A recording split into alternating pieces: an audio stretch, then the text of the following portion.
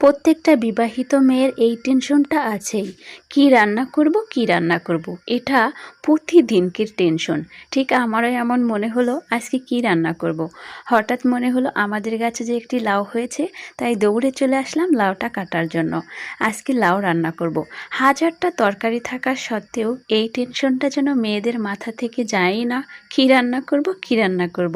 এই তো প্রতিদিনকেরই টেনশন। তো আজকে রান্না করব আমি লাউ আর ঢেঁড়স। তো সুন্দরভাবে লাউগুলো আমি কেটে নিচ্ছিলাম। গাছের লাউ কিন্তু অনেক স্বাদ, আমাদের বাড়ির গাছের লাউ। আর যে কোনো সবজি কিন্তু নিজেদের গাছের হলে কিন্তু বেশ ভালোই লাগে। টাটকা লাউ, লাউটা খুবই একেবারেই কচি ছিল। আর মাছ দিয়ে রান্না করছিলাম, এত বেশি মজা হয়েছিল কি আর বলবো। গ্রামে থাকলে কিন্তু এই জিনিসটা আমার খুবই ভালো লাগে। সব সময় টাটকা আর ফ্রেশ ফ্রেশ সবজি খাওয়া যায়।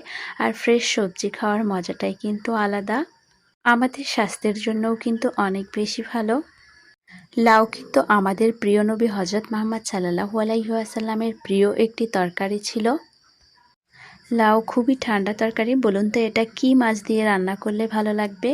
এদিকে আমি এসে দেখি আমার আব্বু তো বিল থেকে অনেকগুলো মাছ মেরে নিয়ে আসছে, একেবারে টাটকা। দেখুন মাশাআল্লাহ, আজকে যদি লাউ দিয়ে এই মাছটা রান্না করা হয় কি না মজা হবে। ওয়াও! বিল থেকে প্রায় আমার আব্বু এমন মাছ মেরে নিয়ে আসে, দেখুন একেবারে টাটকা। মাছগুলো যদি বাজারে কিনতে যাওয়া হতো অনেক কিন্তু দাম। তো ভাবলাম আজকে লাউ দিয়ে শোল মাছ দিয়ে রান্না করেই ফেলি। এখানে কিন্তু অনেক রকমের মাছ ছিল। এখানে পুঁটি মাছ ছিল, বাইন মাছ ছিল, শোল মাছ ছিল, আরও অনেক ধরনের মাছ ছিল। তো আমি সুন্দরভাবে মাছগুলোকে কেটে নিচ্ছিলাম। নদীর মাছের স্বাদ কিন্তু একেবারেই আলাদা। আর যদি হয় এমন গাছের সবজি তাহলে তো কোনো কথাই থাকে না। আমি সব মাছগুলো আলাদা আলাদা করে নিচ্ছিলাম, কারণ এগুলো সব আলাদাভাবে রান্না করব। এখানে অনেকগুলো বান মাছ আছে, আর বান মাছগুলো দেখতে কিন্তু সাপের মতো।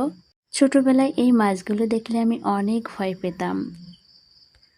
আর এখন দেখেন এই মাছগুলো আমি ধরে ধরে কাটতেছি, তারপরেও আমার অনেক বেশি ভয় লাগে, কিন্তু কি আর করার, কাটা তো লাগবেই।